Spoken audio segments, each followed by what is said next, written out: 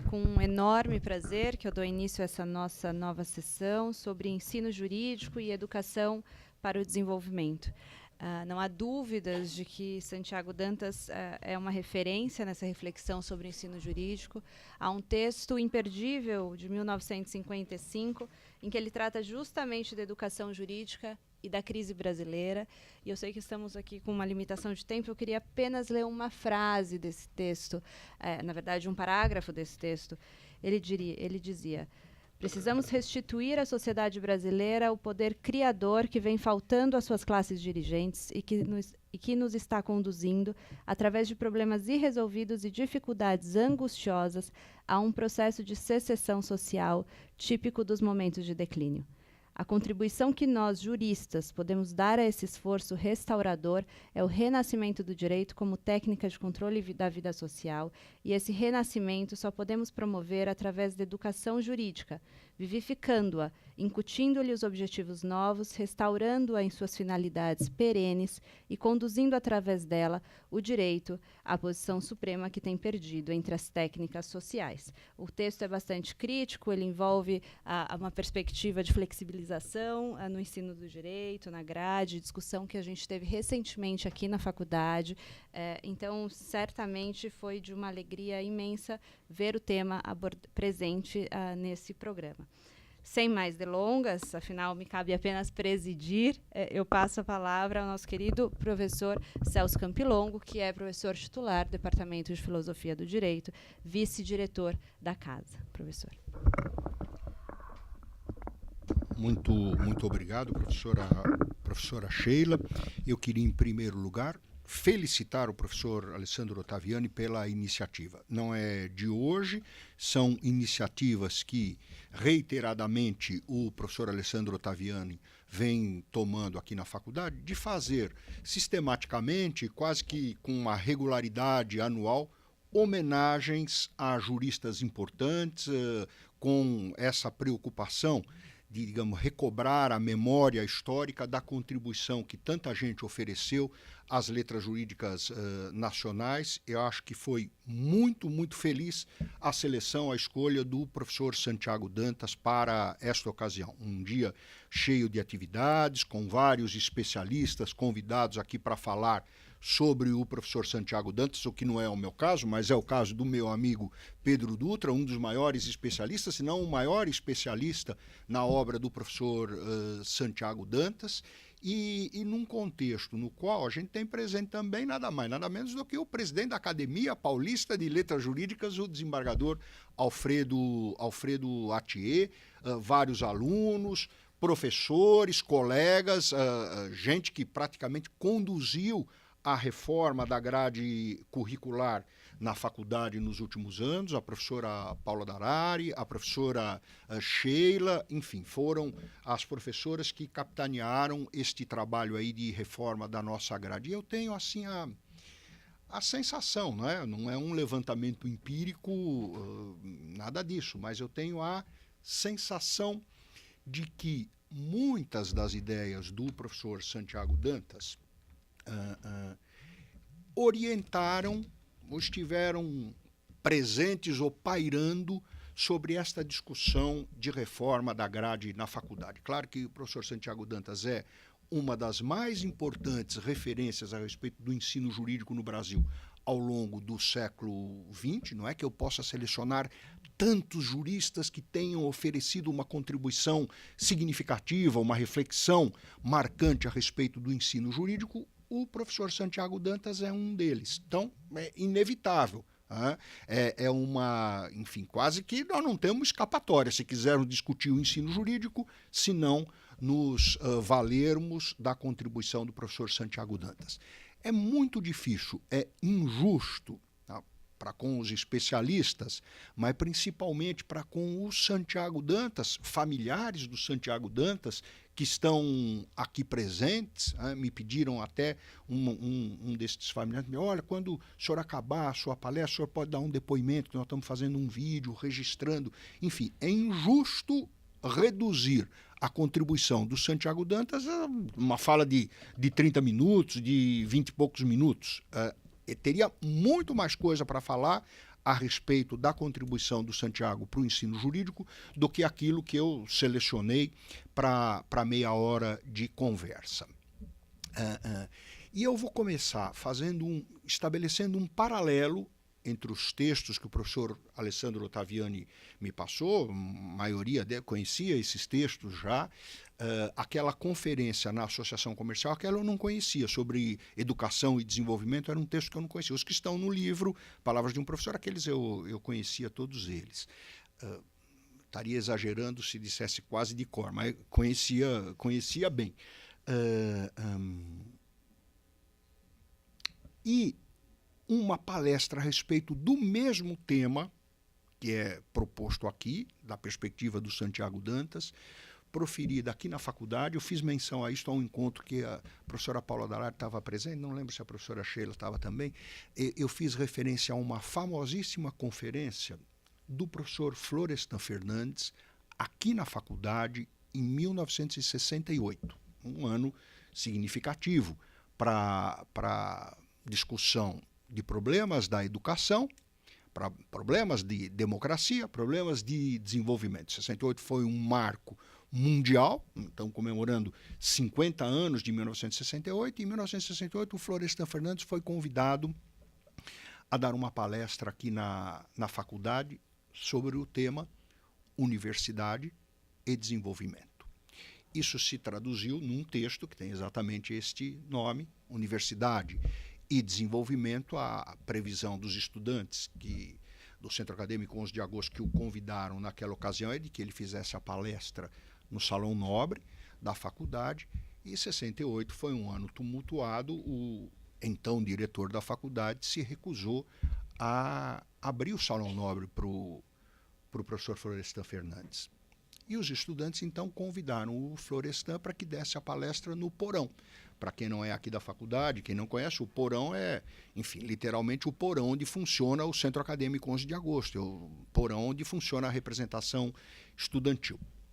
Levaram o professor Florestan para o porão e ele ministrou esta palestra em que ele dizia o seguinte, perspectiva, digamos, teórica, política, ideológica, diferente da do professor Santiago Dantas, mas eu vou tomar isto como um mote, porque o que disse o Florestan aqui na faculdade se reproduz nos textos do Santiago Dantas a respeito do ensino jurídico. Dizia o professor Florestan que o ensino superior no Brasil, e tomava como exemplo o ensino jurídico, o ensino superior no Brasil, ele padecia de uma dificuldade que o diferenciava, inclusive, da sua matriz Coimbra. Dizia o Florestan, as universidades europeias e as universidades norte-americanas, elas tiveram, desde a sua origem, uma preocupação com a criação de elites culturais nacionais que pensassem de forma autóctone, que fossem capazes de refletir a respeito da realidade e da necessidade de cada um desses países onde essas universidades nasceram. Era assim em Coimbra, onde eu tinha, segundo o Florestan, este tipo de preocupação com a criação de um pensamento que se adaptasse àquela realidade e se adequasse às necessidades portuguesas. E a mesma coisa aconteceu nos Estados Unidos, a mesma coisa aconteceu na Europa. Diferentemente desta tradição universitária, no Brasil, a universidade, o ensino superior no século XIX, as faculdades de direito, não só, mas as faculdades de direito no século XIX, segundo o Florestan, não tiveram esta preocupação. Não foram capazes de forjar uma elite preocupada em refletir a respeito da realidade nacional. Formavam, quando muito, quadros que sequer serviam ao Estado com espírito público. Claro que eu tenho exceções, não posso generalizar isto, mas eu não tive, na descrição do Florestan, a preocupação de um ensino superior capaz de criar um pensamento brasileiro e um pensamento voltado aos problemas da realidade nacional. Bom, era o trabalho do Florestan também é muito maior a respeito da universidade do que o que eu estou resumindo aqui. Mas acho que aquilo que o professor Florestan Fernandes colocava no final dos anos 60 não é nem um pouco original e diferente se nós compararmos com os escritos do professor Santiago Dantas de 2 décadas antes. Estas famosas conferências, aulas inaugurais que o Santiago Dantas proferiu nos anos 40, nos anos 50, chamavam a atenção para esta lacuna, de um tipo de ensino superior incapaz de refletir de forma adequada a respeito da realidade nacional.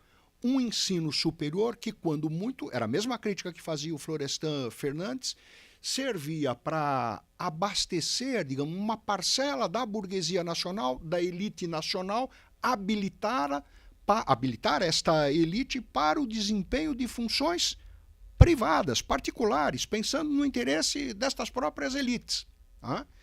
E o professor Santiago Dantas, dentre os vários pontos nesses escritos sobre o ensino jurídico, é muito difícil estabelecer uma comparação. O que foi o Santiago Dantas se comparado a algumas figuras no exterior? Na minha opinião, o Santiago Dantas é um herói das letras jurídicas nacionais. Ele está no plano, se eu tiver que estabelecer uma comparação, sei lá, para o direito americano, uma figura icônica é o Brandeis, por exemplo.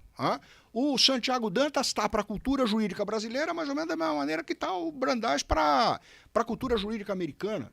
Ou sei lá, o Santiago Dantas está para a cultura jurídica brasileira da mesma maneira, tem o mesmo patamar que um Túlio Ascarelli tem para o direito italiano. E foi o Pedro Dutra que, enfim, vira e mexe, converso com o Pedro Dutra a respeito desses assuntos. Agora não me lembro quem foi, mas uma referência nestes estudos, não me lembro se foi Alberto Venâncio ou quem foi que fez este comentário com o Pedro, e o Pedro reproduziu. Mas vamos aqui a alguns pontos que eu acho que vale a pena a gente destacar. Esses escritos sempre fazem referências a um déficit teórico na universidade brasileira e no ensino jurídico nacional. Acho que este diagnóstico do Santiago Dantas é de uma precisão absoluta.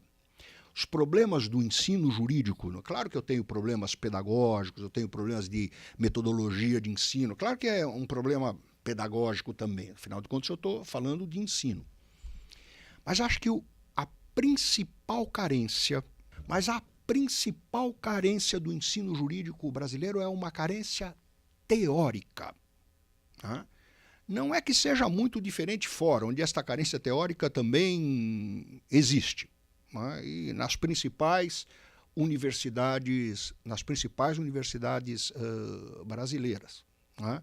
Eu tive a questão de 15 dias, eu tive uma conversa reservada com o professor Roberto Mangabeira Unger, um especialista em problemas de ensino jurídico, um especialista, professor brasileiro que ensina direito na mais prestigiosa faculdade de direito do planeta, que é a Faculdade de Direito de Harvard.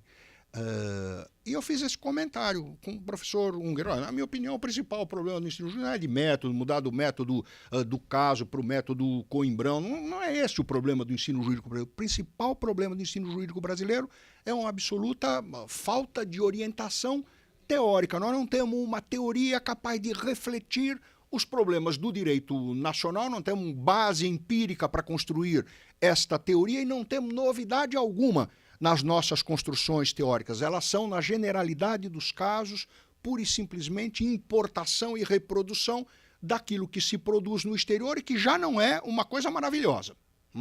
Nós somos repetidores de teoria. O problema do ensino jurídico está aqui.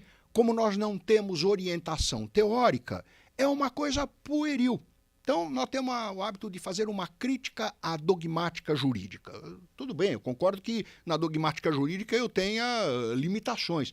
Mas, no nosso caso, a crítica deve ser ainda mais radical, porque a pouca dogmática que nós temos é uma dogmática de péssima qualidade. Tá? Um reflexo das lacunas teóricas que nós temos na nossa formação. São poucas as escolas que se dão ao trabalho são mais de 1.000 faculdades de direito no Brasil, são pouquíssimas. Você conta nos dedos as poucas escolas onde eu tenho uma tentativa, um esboço de reflexão teórica. Tá? E isto o professor Santiago Dantas já mencionava há 50, 60 anos. Nós temos uma carência teórica. Esta carência teórica está atrelada à falta de adaptação, de conexão entre a nossa tradição jurídica, a nossa tradição cultural e as necessidades do país. Este é um ponto recorrente e de uma atualidade, na minha maneira de ver, impressionante na obra do professor Santiago Dantas. Segundo ponto que eu chamo a atenção. Curioso que, a respeito de todos esses pontos, o professor Santiago Dantas é um expoente nacional. O Túlio Ascarelli foi um expoente na Itália, o Brandeis ou o Holmes, não precisava ficar só com o Brandeis, um expoente nos Estados Unidos. Todos se bateram por esses problemas, identificaram problemas análogos, cada um ao seu tempo, cada um segundo as referências do seu próprio país, a respeito dos problemas do ensino jurídico, a respeito dos problemas de elaboração de cultura jurídica nacional. Um segundo problema importante e comum a todos estes grandes juristas. A relação entre direito e economia. Não é que não seja importante a relação entre direito e filosofia, direito e sociologia, direito e ciência política, mas para o tema que nós estamos estudando, o professor Alessandro Ottaviani me pediu para falar sobre direito e desenvolvimento, universidade e desenvolvimento. Claro que não é a única dimensão do desenvolvimento, a dimensão econômica, eu tenho outras que são tão importantes quanto. Mas o professor Santiago Dantas chamava a atenção para a necessidade, não apenas do ensino de economia nas faculdades de direito, mas de um ensino de economia atrelada à compreensão, ensino atrelado à compreensão dos problemas jurídicos nacionais, de forma a que a economia pudesse subsidiar a produção teórica dos juristas e a produção teórica e prática dos juristas pudesse alavancar, facilitar o desenvolvimento econômico. Todos esses juristas que eu estou mencionando aqui tinham uma pauta idêntica à do Santiago Dantas. E a produção do Santiago Dantas não ficava devendo em nada para estes grandes juristas todos, a ponto do René David dizer, olha, os maiores da sua época, os maiores juristas que eu conheci foram esses dois. Né? Com razão, porque pensaram de uma forma bastante vanguardista nesta relação. Não se trata de cair na armadilha do tipo que a economia determina o direito é que conforma a economia. Não é o debate entre o Stamler e o Marx ou o ponto de equilíbrio de um Max Weber entre estas três posições. Todas as posições são muito válidas, mas elas seriam, no nosso caso, exatamente a importação de modelos europeus para tratarmos de uma realidade completamente distinta, de uma história, de uma tradição cultural, de uma formação política e econômica, a história de uma economia, de um mercado e de instituições políticas completamente distintas. O que falta é reflexão teórica para este problema tão importante que é o da relação entre direito e economia. Mais uma vez, o déficit teórico apontado pelo Santiago Dantas é de uma atualidade impressionante, a maneira relaxada como nós tratamos da relação entre direito e economia também. Não preciso eu dizer isto, mas eu sou professor aqui na Faculdade de Direito e durante 5 anos eu dei aula na Faculdade de Economia. É castigo para o professor que entra aqui na faculdade, o castigo é o seguinte, você quer ser professor na faculdade? passe 5 anos lá na faculdade de economia. E lá na faculdade de economia você é recebido como castigado. Eles te davam aula de sexta-feira à noite ou sábado de manhã. Eu ainda voltei aqui para a faculdade um dia e comentei com um colega, pô, eu tô só com 2 turmas. Ele ainda falou, mas só 2 turmas? E que dias você está dando aula? Eu estou dando aula lá na FE, uma aula sexta-feira à noite, outra sábado de manhã. E ele falou, mas só? Eu falei, se eu pedisse mais uma, seria domingo à tarde, rapaz. Melhor eu ficar com essas 2 mesmo. O sujeito é castigado. E mesma coisa, quem entrou lá na faculdade de economia, como castigo, mandam ele dar aula de economia aqui na faculdade de Direito. O sujeito vem contra a vontade. Não era o meu caso, eu ia lá à FE com muita boa vontade. Gostei de ter dado aula na FE. Mas as pessoas não fizeram isso para me agradar, fizeram isso como uma provação. Se esse sujeito aguentar 5 anos na FE, pode vir para cá. É muito diferente do que acontece nos Estados Unidos, por exemplo.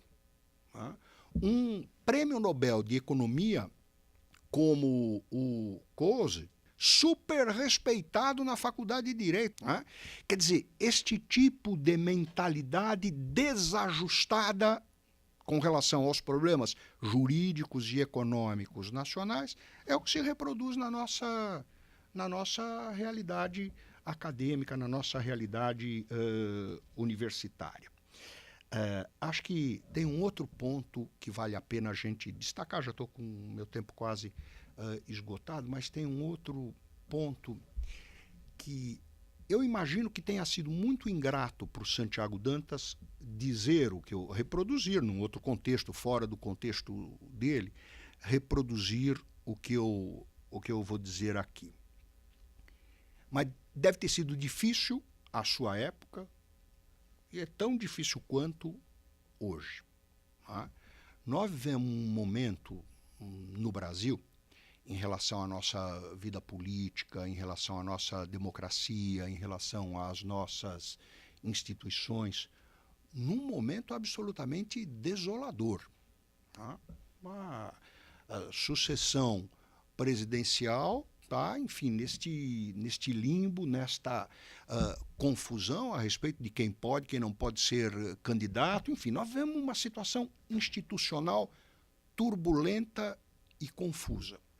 Santiago Dantas também viveu uma situação turbulenta e confusa. Essa é quase que uma característica eterna da realidade política, institucional e econômica brasileira.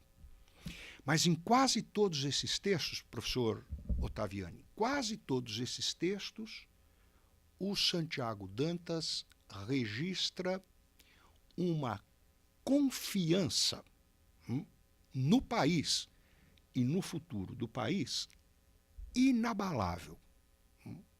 Reproduzir esta ideia com esse contexto, que é um contexto de decepção, de desilusão com as instituições no momento atual, é muito difícil. Mas foi difícil também nos anos 40 e nos anos 50, quando Santiago Dantas falava isso. Mas acho que este tipo de mensagem, este tipo de otimismo, com relação ao potencial do Brasil, nós estamos vivendo num momento em que praticamente ele está completamente esgotado. Está mais raro do que encontrar diesel. Está difícil nesta quadra da vida nacional nós pensarmos no Brasil com confiança. Mas se nós não fizermos isto, se não for a nossa teoria jurídica, se não for a nossa reflexão a respeito da relação entre direito e economia, ninguém o fará pelos brasileiros. Ou fazemos nós, ou não tem quem o faça. Então, acho que este é um ponto muito importante. Santiago estava sempre muito preocupado em identificar aquilo que é uma necessidade nacional, aquilo que é carência nacional, como é que nós podemos pensar os destinos da vida brasileira. E eu acho que hoje a gente tem um dilema. Não estou aqui querendo, enfim, esse negócio de common law, civil law, o Brasil está importando cada vez com mais institutos do common law. Não é tanto não é este fla-flu entre common law e civil law. Mas nós estamos vinculados a uma tradição jurídica. Nós temos institutos, nós temos uma cultura, nós temos ferramentas de direito processual e de direito material que estão atrelados a uma tradição jurídica. Não é Da noite para o dia, não é num passe de mágica que a gente caminha de um modelo para o outro. Primeiro é preciso saber se é conveniente esta mudança. Primeiro é ter a percepção de qual é o impacto que tudo isto pode causar na vida nacional. Não sei se é uma coisa boa, e eu não sei mensurar os impactos. Eu tenho uma desconfiança. Eu acho que boa coisa não seja. Eu desconfio que isto tudo não seja boa coisa. E é possível a gente dar alguns exemplos disso.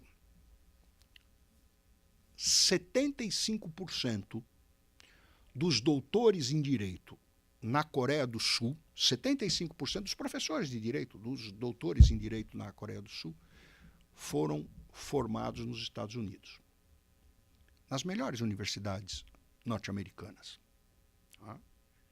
Não é preciso ser um gênio de economia política, de relações internacionais, para saber que a cultura jurídica americana tem diferenças expressivas com relação à tradição coreana. Agora, vocês podem imaginar também qual o estrago que ter 75% de quem deve refletir sobre as instituições jurídicas coreanas, o estrago que isso promoveu na Coreia, sendo que 75% dessas pessoas são pessoas que pensam com cabeças de norte-americanos e não de coreanos. Uma tragédia sem tamanho. Um dos temas que os coreanos mais debatem é esse. Escuta, com a economia não seguimos essa trajetória aí. Por que com o conhecimento jurídico nós vamos ter que fazer isto? A que isto vai nos levar? Bom, muito parecido com as coisas que o Santiago Dantas chamava atenção. Olha, preste atenção, é preciso pensar num ensino jurídico que tenha apego com a realidade nacional. Enfim, vou dar para vocês um outro exemplo. Algumas das principais universidades americanas criaram campos avançados. Nós também, em outras épocas, abrimos um escritório em Singapura, abrimos um escritório em Xangai, não sei onde que a USP andou abrindo uns escritórios aí mundo afora, mas eu não estou falando da Universidade de São Paulo, estou falando de Yale e estou falando de Berkeley. Top 10 dos Estados Unidos Berkeley montou um campus avançado em Abu Dhabi. Vocês podem imaginar, o espírito liberal irreverente de Berkeley em Abu Dhabi. Não durou um ano para que eles desistissem da ideia. Quer dizer, já merece um prêmio de genialidade quem teve a magnífica ideia de colocar um campus de Berkeley em Abu Dhabi. Claro que não vai dar certo. E o outro é o campus de Yale, montado em Singapura. Esse também, depois de 2 anos de experiência, viram que aquela é uma experiência. Não é assim, eu não posso lidar com o direito como se fosse uma importação de um modelo daqui para lá ou de lá para cá. Acho que a discussão que nós temos hoje sobre a incorporação do common law, a incorporação do direito anglo-saxão na nossa tradição jurídica já está marcada por esta falta de percepção daquilo que é característico do Brasil e das nossas necessidades. Claro, um ensino assim distante das nossas necessidades enfim, basta você visitar um escritório de advocacia. Eu não tenho nada contra a terminologia em inglês, não tenho nada contra o direito americano, eu não tenho nenhuma posição xenofobista em relação, xenófoba em relação a isso. Mas os advogados brasileiros parece que não têm a capacidade de se autoafirmar se não usarem um vocabulário que muitas vezes não dominam bem, mas se não for um vocabulário em língua que eles não conhecem. Bom, mais trágico ainda é não conhecer a própria língua, o que também acontece numa intensidade significativa, infelizmente. Lá se foi o tempo em que o homem de leis era também o homem de letras. Isso já acabou há muito tempo. Hoje o homem de leis é muitas vezes alguém iletrado. Dúvida nenhuma, a gente pode... Houve época em que as coisas coincidiam numa proporção bastante elevada. Hoje já não é mais assim. Tá? O que dizer, então, destes iletrados na língua pátria, querendo manusear uma língua que não é nem a deles? Então, são problemas desse tipo para os quais o Santiago Dantas chamava a nossa atenção há 60, 70 anos, e que continuam de uma atualidade extraordinária, se não agravados. Por isso, um seminário que festeja a obra do Santiago Dantas, um seminário que mostre a sua importância em vários aspectos da cultura jurídica nacional, mas especialmente neste ponto de direito e desenvolvimento, só pode ser recebido com muita alegria, com muito aplauso. Então eu cumprimento o professor Alessandro Ottaviani por esta iniciativa e agradeço muito por este convite. Parabéns, Alessandro.